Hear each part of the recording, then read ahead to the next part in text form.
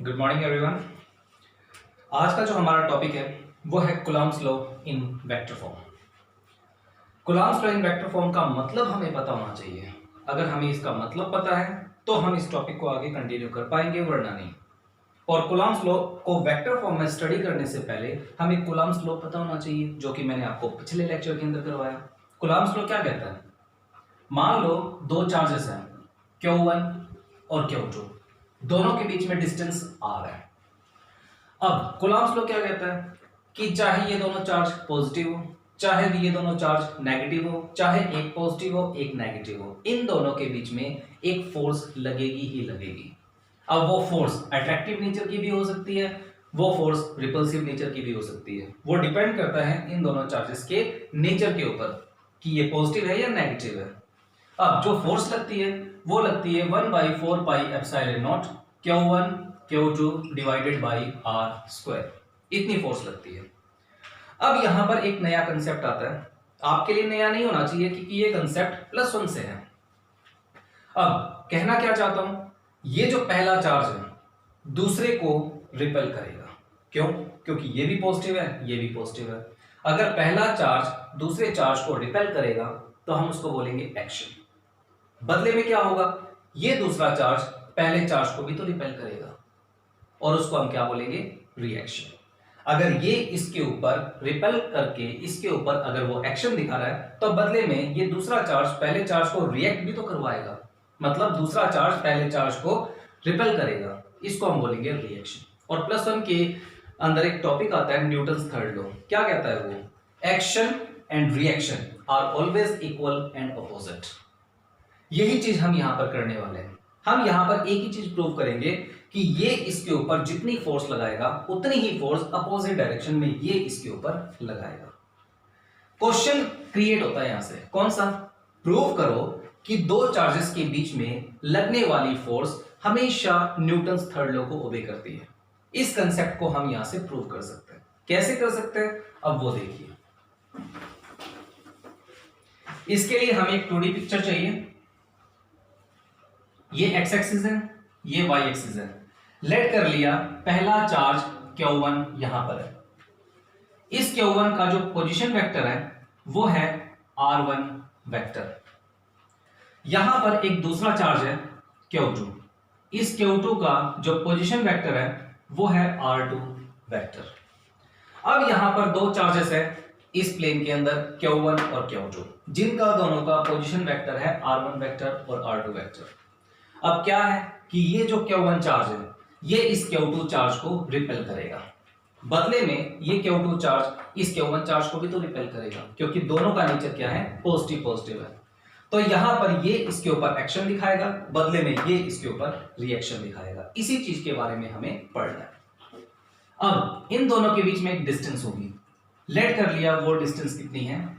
R। अब यहां पर हम बात करते हैं पहले चार्ज की। ये जो पहला चार्ज है ये दूसरे चार्ज के ऊपर फोर्स लगा रहा है और वो भी रिपल्सिव और वो भी नीचे की तरफ, और वो फोर्स कहलाएगी F21। अब यहां पर F21 क्या है?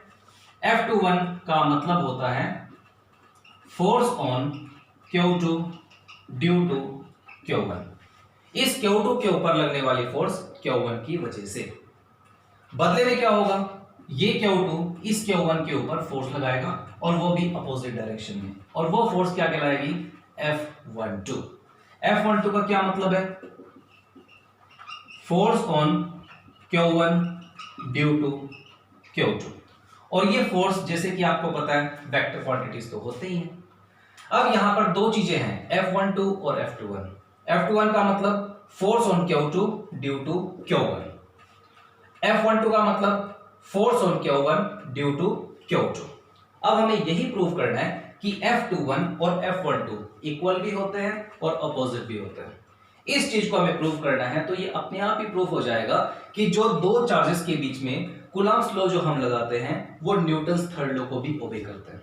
और ये डायग्राम आपके लिए कोई नया नहीं है, ये +1 का डायग्राम है। ये चीज आपको पहले से ही आनी चाहिए। आगे का टॉपिक करने से पहले आधा मिनट है आपके पास इस डायग्राम को समझने के लिए। एक बार आधा मिनट देखिए इसको।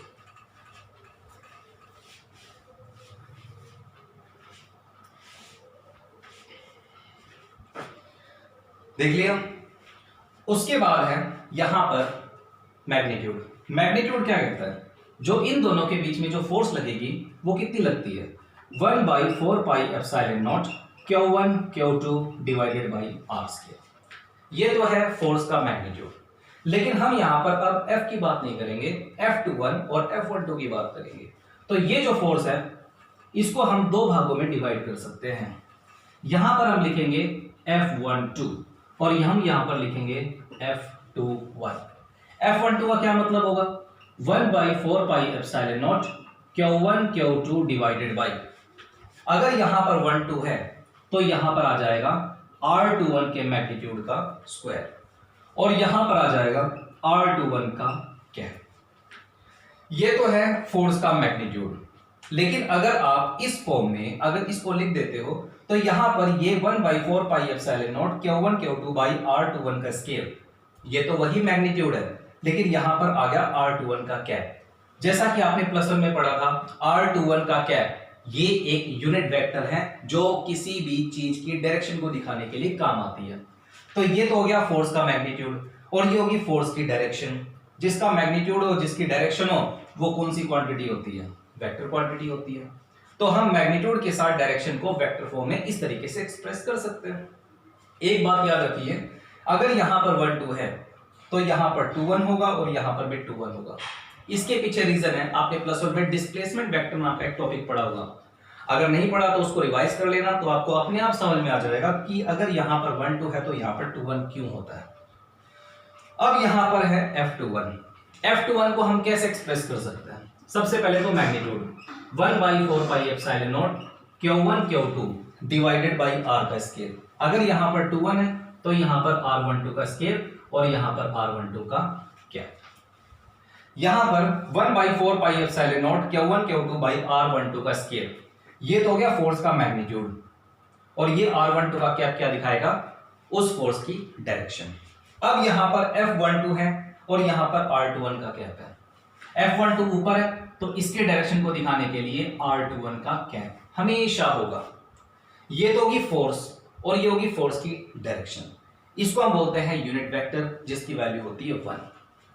अब यहां पर है F21, ये तो हो गया फोर्स का मैग्नीट्यूड। लेकिन F21 के साथ क्या है, R12, तो यहां पर R12 का कैप। R12 का कैप ये क्या है, ये इस फोर्स की डायरेक्शन है। तो ये इसका कंप्लीट डायग्राम है। जहां पर फोर्स होती है वहां पर उसकी डायरेक्शन भी होगी। अगर फोर्स F12 ऊपर है तो उसकी डायरेक्शन को दिखाने के लिए R21 का कैप नाम का एक यूनिट वेक्टर होगा ही होगा। अगर फोर्स नीचे की तरफ है F21 तो उसकी डायरेक्शन को दिखाने के लिए R12 का कैप नाम का यूनिट वेक्टर होगा ही होगा। एक और बात है, R21 का कैप हो चाहे R12 का कैप हो, दोनों के केस में उसकी वैल्यू 1 होती है। क्लियर है जी। और ये इक्वल भी होते हैं और ऑपोजिट तो आपको दिख ही रहे। अब यहां पर बात ये है कि अगर आप F12 को देखते हो तो यहां पर R21 का स्केल है। अगर आप F21 को देखते हो तो यहां पर R12 का स्केल है। R क्या है इसमें, R का मतलब दो चार्जेस के बीच की डिस्टेंस, चाहे R21 हो चाहे R12 हो, वो दोनों तो इक्वल ही होते हैं। तो यहां पर अगर हम डायग्राम को देखें, डायग्राम के अंदर हर हालत में चाहे ये इसके ऊपर ऐसे फोर्स लगाए चाहे ये इसके ऊपर ऐसे फोर्स लगाए, दो चार्जेस के बीच की डिस्टेंस तो R है और R ही रहेगी। तो यहां पर हम R12 और R21 को R ही लिखेंगे। तो यहां पर R12 का स्क्वायर है तो इसको R स्क्वायर लिख दो और R12 का स्क्वायर है तो इसको भी R स्क्वायर लिख दो। देयरफॉर यहां पर F12 है, F12 इज इक्वल टू, बाकी सारी टर्म एज इट इज रहेगी, 1/4πε0 Q1 Q2 divided by R12 का R21 का स्क्वायर है, R21 को हमने लिख दिया R का स्क्वायर और यहां पर R21 का कैप, बाकी एज इट इज रहेगा। R21 को हम लिख देंगे R। इसको दे दिया इक्वेशन नंबर 1। अब इस पे आ जाओ, यहां पर R12 है, R12 को भी हमने क्या लिख दिया, R लिख दिया। तो यहां पर F21 को हम क्या लिख देंगे, 1/4πε0 Q1 Q2 बाई R12 का स्क्वायर है, जिसको हमने R लिख दिया तो ये बन गया R स्क्वायर और यहां पर आ जाएगा R12 का कैप। इसको दे दिया इक्वेशन नंबर 3। अब आ जाओ डायग्राम के ऊपर। यहां पर R21 का कैप ऊपर की तरफ है, R12 का कैप नीचे की तरफ है, दोनों का मैग्नीट्यूड 1 1 होता है, दोनों की डायरेक्शन अपोजिट भी है। तो हम क्या लिख सकते हैं फ्रॉम डायग्राम क्या कहता है, R12 का कैप और R21 का कैप इक्वल तो होते ही होते हैं, लेकिन साथ के साथ अपोजिट भी होते हैं। अब यहां पर R12 यहां पर है, तो इस R12 के कैप की जगह पर आप क्या लिख सकते हो, माइनस R21 का कैप। तो इस वैल्यू को इक्वेशन नंबर 2 में पुट कर दो, put in equation number 2 put करो, F21 is equal to 1 by 4 pi epsilon nought Q1 Q2 by R square. यहां पर R12 का कैप है और R12 का कैप क्या कहलाएगा, माइनस R21 का कैप, वो माइनस मैंने यहां बाहर लगा दिया और ये है R21 का कैप। ठीक है जी। अब इस इक्वेशन को देखो, 1 by 4 pi epsilon nought Q1 Q2 by R square R21 का कैप। अब इक्वेशन नंबर 1 को देखो, 1 by 4 pi epsilon nought Q1 Q2 by R square R21 का कैप, मतलब इसकी वैल्यू है F12। यहां पर इसकी वैल्यू कितनी हो जाएगी, F12। देयरफॉर F21 किसके बराबर आ गया, ये माइनस तो पहले से ही था, F12 अब आ जाएगा। तो यहां से हमने ये चीज प्रूव कर दी कि एक्शन और रिएक्शन इक्वल के साथ साथ अपोजिट भी होते हैं। तो यहां से एक क्वेश्चन ये तैयार हुआ है कि प्रूव करो कि दो चार्जेस के बीच में लगने वाली कूलम्ब्स फोर्स हमेशा न्यूटन्स थर्ड लॉ को भी ओबे करती है। ये कंसेप्ट यहां से क्लियर होता है। तो इस तरीके से हमने पूरा टॉपिक कूलम्ब्स लॉ का कंप्लीट किया। अब नेक्स्ट टॉपिक को जाने से पहले सबसे पहले इसको आप रिवाइज कीजिए आधा मिनट।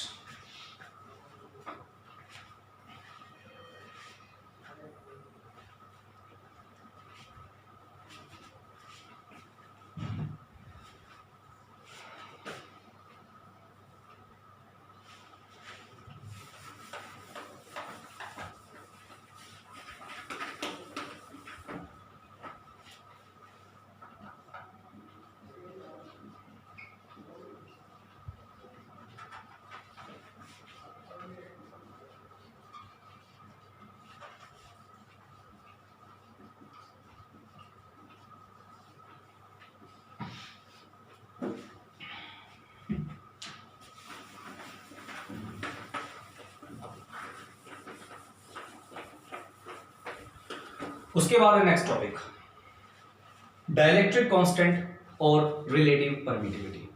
अगर आपको याद है तो पिछले लेक्चरों में मैंने 3 वर्ड्स लिखे थे। पहला वर्ड लिखा था एप्सिलॉन नॉट, दूसरा वर्ड लिखा था एप्सिलॉन, तीसरा वर्ड लिखा था एप्सिलॉन आर। इसका मैंने नाम भी बताया था, इसको हम बोलते हैं परमिटिविटी, इलेक्ट्रिकल परमिटिविटी। अगर एप्सिलॉन नॉट है, नॉट का मतलब फ्री स्पेस होता है, एप्सिलॉन नॉट का क्या मतलब हो गया, electrical permittivity in the free space. Epsilon का मतलब होता है electrical permittivity in the medium. लेकिन ये जो एप्सिलॉन आर है इसका नाम होता है रिलेटिव परमिटिविटी। जब मैं इन तीनों के बारे में बता रहा था तो साथ ही साथ मैंने आपको ये भी बोला था कि ये जो है ये टॉपिक है, इसको हम बाद में करेंगे। इस टॉपिक का नाम है रिलेटिव परमिटिविटी, जो कि आज हम करने वाले हैं। तो जो भी हम करेंगे एप्सिलॉन आर के बारे में करेंगे। चाहे आप इसको एप्सिलॉन आर से लिख लो, चाहे आप इसको के से लिख लो, एक ही बात है। रिलेटिव परमिटिविटी का एक दूसरा नाम भी होता है, और दूसरा नाम क्या है, डाइलेक्ट्रिक कांस्टेंट। आने वाले सिलेबस के अंदर आप ये वर्ड कभी नहीं सुनोगे। आप कौन सा वर्ड सुनोगे, डाइलेक्ट्रिक कांस्टेंट। तो एक बात अपने दिमाग में बिठा के रखिए, कहीं पर भी के आ जाता है या कहीं पर भी एप्सिलॉन आर आ जाता है तो आप उसको क्या बोलोगे, डाइलेक्ट्रिक कांस्टेंट, जिसका दूसरा नाम है रिलेटिव परमिटिविटी। तो अब हम करने जा रहे हैं डाइलेक्ट्रिक कांस्टेंट के बारे में। एक कंडीशन ले ली हमने, लेट कर लिया, यह फ्री स्पेस है। फ्री स्पेस एक ऐसी जगह होती है जहां पर कोई मीडियम नहीं होता, कोई एयर नहीं होती, कोई गैस नहीं होती। इस फ्री स्पेस के अंदर मैंने 2 चार्जेस रख दिए हैं। पहला चार्ज है Q1, दूसरा चार्ज है Q2, दोनों चार्ज के बीच की डिस्टेंस है R। अगर इन दोनों चार्जेस को r डिस्टेंस के साथ अगर मैं किसी भी फ्री स्पेस के अंदर रख देता हूं तो इन दोनों चार्जेस के बीच में फोर्स लगेगी ना। When charges are kept in free space, अगर आप दो चार्जेस के बीच में अगर डिस्टेंस क्रिएट करके उन दोनों को अगर फ्री स्पेस में रख देते हो तो उन दोनों के बीच में लगने वाली फोर्स को आप किससे लिखोगे? एफ नॉट से। कहीं पर भी नॉट आ गया इसका मतलब फोर्स लग रही है फ्री स्पेस के अंदर, और वो लगेगी कितनी? 1/4 pi epsilon nought Q1 Q2 by R square. इसको दे दिया मैंने equation number 1/4 pi epsilon nought. आप यहां पर एप्सिलॉन नॉट यूज करोगे क्योंकि बात किसकी चल रही है? फ्री स्पेस की। फ्री स्पेस के अंदर जो इलेक्ट्रिकल परमिटिविटी है वो एप्सिलॉन नॉट ही होती है। अब हम क्या करेंगे? अब हमने कोई मीडियम ले लिया। ये मीडियम कुछ भी हो सकता है, कोई गैस हो सकती है, कोई पार्टिकल्स का सिस्टम हो सकता है, कोई कुछ भी मीडियम हो सकता है, कुछ भी, कोई लिक्विड भी हो सकता है।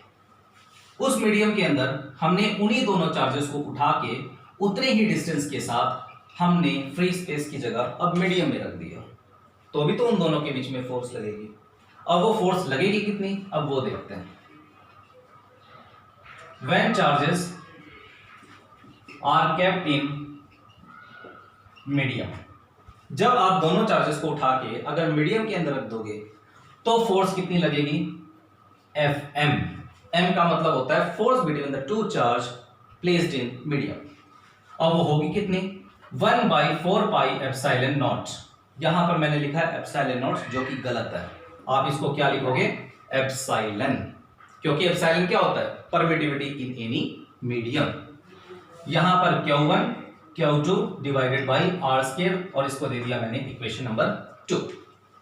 तो एक तो मैंने कंडीशन ले ली फ्री स्पेस के अंदर, एक मैंने कंडीशन ले ली किसी मीडियम के अंदर। अब 1 को 2 से डिवाइड कर दो, डिवाइड 1/2 डिवाइड करो, F nought divided by F M. Solve करो इसको। 1/4 pi epsilon nought Q1 Q2 divided by R square, ये तो गया एफ एम, एफ नॉट, और एफ एम कितना है? 1/4 pi epsilon Q1 Q2 divided by R square, यही है। 1/4 पाई से 1/4 pi cancel, Q1 Q2 by R square से Q1 Q2 by R square cancel. F not by F M, वो कितना आ गया? एप्सिलॉन चला जाएगा ऊपर और एप्सिलॉन नॉट आ गया नीचे, ये चीज आ गई। इसको सॉल्व करने के बाद आया है F not by F M is equal to epsilon by epsilon nought. इसी को हम बोलते हैं एप्सिलॉन आर, या फिर इसी को हम क्या बोलते हैं? के। एप्सिलॉन आर बोल लो या फिर के बोल लो, it is one and the same thing. अब यहां पर ये रेशियो निकालना काफी नहीं है, इस रेशियो का मतलब हमें समझना जरूरी है।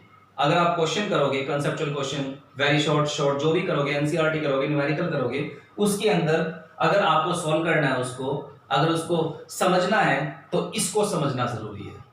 सिर्फ इसको सॉल्व करना काफी नहीं है, इसको समझना जरूरी है। इसका क्या मतलब है? इसका मतलब मैं अब यहां पर बता रहा हूं, ध्यान से देखिएगा। F not by F M is equal to epsilon by epsilon nought R is equal to epsilon R is equal to K, यही चीज है। सबसे पहले मैंने ये और ये उठा लिया, F not by F M is equal to K की जगह पर आप एप्सिलॉन आर भी लिख सकते हो, मैं के लिख रहा हूं क्योंकि एक ही बात है। F not by F M is equal to K. तो डाइलेक्ट्रिक कांस्टेंट का टॉपिक हम पढ़ रहे हैं तो हमें पता तो होना चाहिए कि डाइलेक्ट्रिक कांस्टेंट होता क्या है। डाइलेक्ट्रिक कांस्टेंट फोर्स का रेशियो होता है, पहली बात। दूसरी बात, फोर्स बाई फोर्स है, तो आप यहां से कंसेप्ट ये भी निकाल सकते हो कि डाइलेक्ट्रिक कांस्टेंट की कोई यूनिट नहीं होगी, क्योंकि फोर्स की यूनिट क्या होती है? न्यूटन। इसकी न्यूटन, न्यूटन न्यूटन कैंसिल, तो यूनिटलेस क्वांटिटी है, डायमेंशनलेस क्वांटिटी होती है डाइलेक्ट्रिक कांस्टेंट। एक कंसेप्ट तो आपको ये याद रखना है। दूसरा, F not by F M को हम बोलते हैं डाइलेक्ट्रिक कांस्टेंट। दो चार्जेस को फ्री स्पेस में रखेंगे और दो चार्जेस को मीडियम में रखेंगे, इस केस में लगने वाली फोर्स और इस केस में लगने वाली फोर्स का रेशियो होता है डाइलेक्ट्रिक कांस्टेंट। ठीक है जी। अब यहां से दूसरा कंसेप्ट, इसको इसके इक्वल रख देंगे, epsilon by epsilon nought is equal to K. या फिर एप्सिलॉन आर, इसको आप एप्सिलॉन आर भी लिख सकते हो। तो रिलेटिव परमिटिविटी क्या होता है? ये भी परमिटिविटीज का रेशियो होता है। परमिटिविटी इन द मीडियम और permittivity in the free space, इन दोनों चीजों का रेशियो होता है रिलेटिव परमिटिविटी। ये चीज इतनी ज्यादा इंपॉर्टेंट नहीं है जितनी ज्यादा इंपॉर्टेंट ये चीज है। इसके ऊपर आपको क्वेश्चंस मिलेंगे, न्यूमेरिकल्स मिलेंगे, कंसेप्चुअल आइडियाज मिलेंगे। F not by F M is equal to K, यहां से आप एफ एम की वैल्यू निकाल लो, एफ नॉट बाई के। ये जो फॉर्मूला है, इस फॉर्मूले को हमेशा याद रखना है, हमेशा। एक तो ये फॉर्मूला फर्स्ट यूनिट के फर्स्ट पार्ट के अंदर आया है, एक फॉर्मूला फर्स्ट यूनिट के फोर्थ पार्ट के अंदर आएगा। मैं आपको लिख के दे रहा हूं, C M is equal to K C not, ये वाला फॉर्मूला है। अभी समझ में नहीं आएगा, लेकिन फोर्थ पार्ट जब हम करेंगे तो यही फॉर्मूला आएगा। इसका और इसका मतलब एक ही है। तो फिलहाल इसकी तरफ ध्यान मत दो, इसकी तरफ दो। F M is equal to F not by K, और इसका क्या मतलब है? क्वेश्चन है इसी के ऊपर है। अब इससे रिलेटेड क्वेश्चन मैं आपको बता रहा हूं कि किस तरीके से आपको क्वेश्चन मिलेंगे। के का मतलब क्या बताया मैंने? Dielectric constant. इस दुनिया में जितने भी मटेरियल्स हैं, जितने भी air, water, mica, turpentine oil या कोई भी मटेरियल क्यों ना हो, कोई भी मटेरियल, सॉलिड, लिक्विड, गैस, कुछ भी, हर एक का अपना अपना के की वैल्यू होती ही होती है। अब जैसे कि हम वाटर की बात कर रहे हैं, वाटर का भी एक के की वैल्यू है। वाटर के लिए के की वैल्यू होती है 81, एयर के लिए 1.00000 कुछ होती है। तो आपको कुछ एक वैल्यूज याद रखनी पड़ेगी, कुछ एक वैल्यूज। अब जैसे कि इसके ऊपर क्वेश्चन मैं आपको बता रहा हूं, मान लो दो चार्जेस हैं, Q1 Q2 divided by R square. इन दोनों को मैंने फ्री स्पेस के अंदर रख दिया, फ्री स्पेस में। तो इन दोनों के बीच में जो फोर्स लग रही है एफ नॉट, लेट कर लिया, वो लग रही है 162 न्यूटन। क्या बोला मैंने? दो चार्जेस हैं, दो चार्जेस के बीच में डिस्टेंस आर है, दोनों के बीच में जो फोर्स लगती है वो लगती है 162 न्यूटन। लेट कर लिया। अब इन दोनों चार्जेस को मैंने कहां रखा? फ्री स्पेस में। अब हम क्या करते हैं, इन दोनों चार्जेस को उठा के वाटर के अंदर डाल देते हैं। ये वाटर है, यहां पर वही चार्ज है, Q1 Q2, दोनों के बीच की डिस्टेंस सेम है, आर, सेम डिस्टेंस है, सेम चार्ज है। तो बताओ इन दोनों के बीच में फोर्स एफ एम कितनी लगेगी? यानी फ्री स्पेस के अंदर चार्ज पड़े हों तो फोर्स कितनी है। अब उन्हीं दोनों चार्जेस को उसी मीडियम के साथ, उन्हीं दोनों चार्जेस को उसी डिस्टेंस के साथ अगर मैं वाटर के अंदर रख दूं तो बताओ फोर्स कितनी लगेगी? अब फोर्स तो लगेगी। फोर्स कितनी लगेगी? F M is equal to F not by K. K का मतलब डाइलेक्ट्रिक कांस्टेंट, और वाटर का डाइलेक्ट्रिक कांस्टेंट होता है 81। एफ नॉट की वैल्यू कितनी है? 162, और के की वैल्यू कितनी है? 81। कितने पे कैंसिल हो गया? 2 पे। तो एफ एम की वैल्यू कितनी आ गई? 2 न्यूटन। तो अगर मैं वाटर के अंदर रख दूंगा तो दो चार्जेस के बीच में अगर डिस्टेंस वही है सेम, तो फोर्स कितनी लगेगी? सिर्फ 2 न्यूटन। इस तरीके से क्वेश्चन आता है। दो चार डाइलेक्ट्रिक कांस्टेंट की वैल्यू आपको याद रखनी है, बाकी फालतू याद रखने की जरूरत नहीं है, क्योंकि क्वेश्चन के अंदर गिवन होता है कि जिस मीडियम के अंदर आपने चार्ज को रखा है उसका डाइलेक्ट्रिक कांस्टेंट ये है, तो उस हिसाब से कंसेप्ट करना है। तो ये फॉर्मूला बहुत इंपॉर्टेंट कंसेप्ट है, इस चीज को एक बार देखिए, उसके बाद हम करेंगे नेक्स्ट टॉपिक।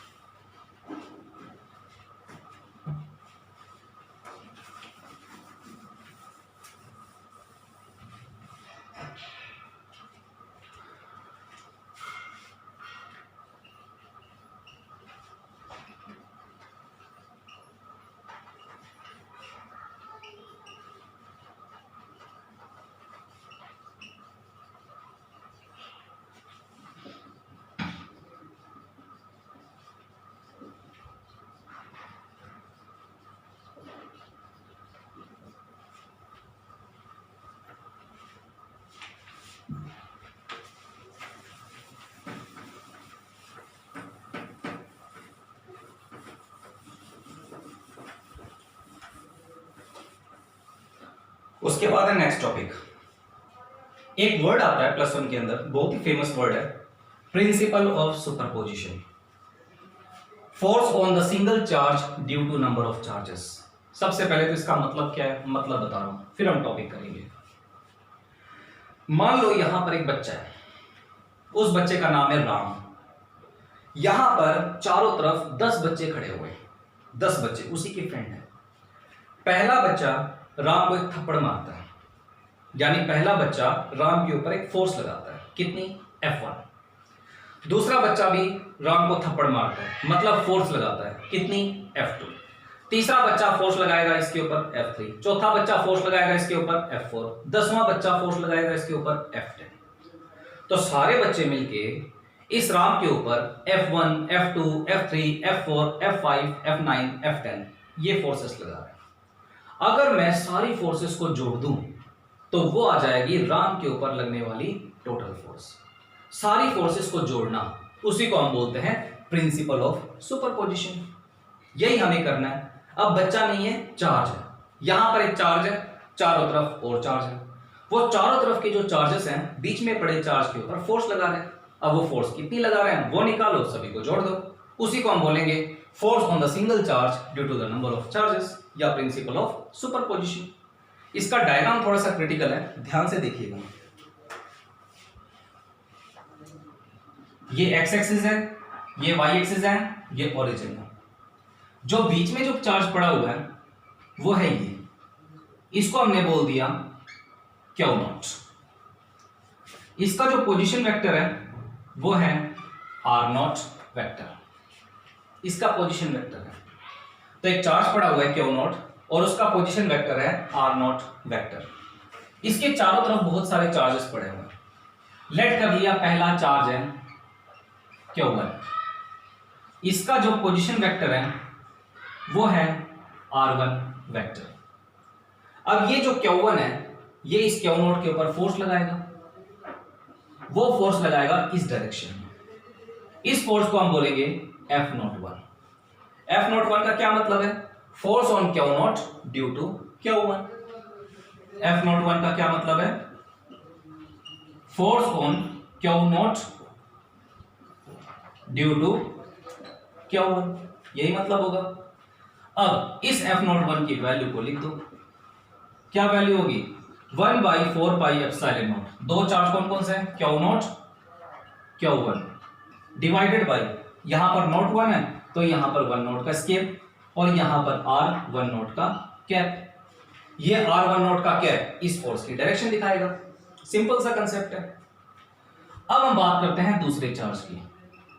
लेट कर लिया यहां पर चार्ज है Q2। इस Q2 चार्ज का जो पोजीशन वेक्टर है वो है R2 वेक्टर। अब दो चार्जेस कौन कौन से हैं, Q2 और Q0। ये Q0 के ऊपर Q2 भी तो फोर्स लगाएगी इस डायरेक्शन में, और वो फोर्स कौन सी होगी, F02। ये Q2 इस Q0 के ऊपर फोर्स लगाएगी F02। तो F02 क्या है, force on Q0 due to Q2, और उसकी वैल्यू कितनी होगी, F02 is equal to 1/4πε0 Q0 Q2 divided by R2 naught का स्केयर और R2 नोट का कैप, यही वैल्यू होगी। इसी तरीके से यहां पर एक और चार्ज मान लो। आप ज्यादा चार्ज मानने का फायदा नहीं है क्योंकि डायग्राम गंदा बन जाएगा। इसको हम बोलेंगे Qn। बहुत सारे चार्जेस हैं, Q1 Q2 Q3 Q4 Qn, ये मैंने Qn मान लिया। इसका जो पोजीशन वेक्टर है वो है Rn वेक्टर, ये इसका पोजीशन वेक्टर है। अब ये जो Qn है ना वो इस Q0 के ऊपर फोर्स लगाएगा इस डायरेक्शन में, और वो फोर्स कितनी लगेगी, F0n, force on Q0 due to Qn। तो यहां पर F0n क्या है, force on Q0 due to Qn। अब इसकी वैल्यू भी तो होगी कुछ ना कुछ, वो वैल्यू कितनी होगी, F0n is equal to 1/4πε0 Q0 Qn divided by Rn naught का स्केयर Rn नोट का कैप, यही वैल्यू होगी इसकी। तो ये वाला पॉइंट सिंगल पॉइंट है जिसके ऊपर चार्ज है क्यू नॉट। इसके चारों तरफ बहुत सारे चार्जेस है जो मिलके इसके ऊपर फोर्स लगा रहे हैं अलग अलग मैग्नीट्यूड के अलग अलग डायरेक्शन पे।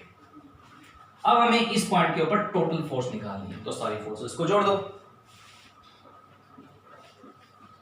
Total force on Q naught due to number of forces. बहुत सारी फोर्सेस के कारण क्यू नॉट के ऊपर लगने वाली टोटल फोर्स हमें निकालनी है। तो F क्या होगा? F01 plus F02 plus F03 plus F0n, यही होगा। सभी को जोड़ना है, सारी वैल्यू को पुट कर दो। F01 इसकी वैल्यू कितनी है? 1/4 pi epsilon not Q not Q1 divided by R1 not का स्क्वायर और R1 नॉट का कैप, प्लस F02 की वैल्यू कितनी है? 1/4 pi epsilon not Q not Q2 divided by R2 not का स्क्वायर R2 नॉट का कैप, प्लस इस तरीके से F0n इसकी वैल्यू कितनी है? 1/4 pi epsilon not Q not Qn divided by Rn not का स्क्वायर Rn नॉट का कैप। ये सारी वैल्यू होगी फोर्सेस की। अब सभी में से कुछ कॉमन आ रहा है तो कॉमन ले लो। एक तो 1/4 pi epsilon not Q not, ये चीज कॉमन आ रही है। अंदर क्या बचेगा?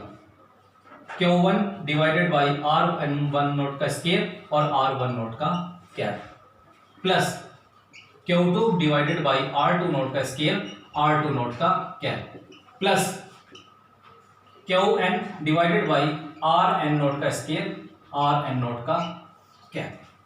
ये सारी फोर्सेस बच जाएंगी कॉमन लेने के बाद। F is equal to Q naught divided by 4 pi epsilon naught. अब आप यहां पर लगा सकते हो एप्सिलॉन, लगाओ एप्सिलॉन नहीं, समीशन, समीशन। इसकी लिमिट हो जाएगी I इज इक्वल टू 1 से लेकर n। यहां पर है Q1 Q2 फिर आगे Q3 Q4 Qn, तो इन सभी को लिख सकते हो आप Qi divided by R1 note का स्क्वायर R2 नोट का स्क्वायर R3 नोट का स्क्वायर Rn नोट का स्क्वायर। तो आप इसको क्या लिख सकते हो?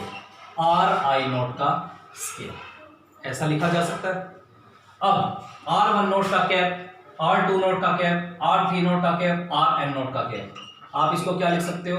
Ri नोट का कैप। जब आप इस टर्म को सॉल्व करोगे, I की वैल्यू को 1 2 3 4 पुट करके जब प्लस करोगे तो यही सारी टर्म आ जाएगी।